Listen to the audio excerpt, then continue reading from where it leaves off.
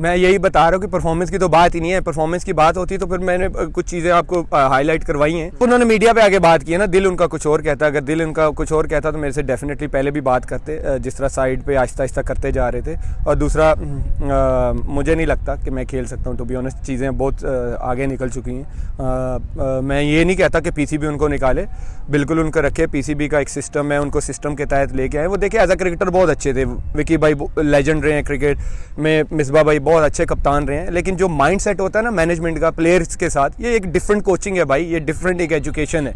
कि मैं भी आप कहूँ कि जी मुझे थोड़ी बहुत बॉलिंग आती है तो मैं फलाने बॉलर को सिखा सकता हूँ, मैं नहीं सिखा सकता। उसके लिए भाई जाके मुझे एक टेम्परामेंट, एक एजुकेशन लेनी पड़ेगी कि मैंने प्लेयर के साथ हैंडल कैसे करना है।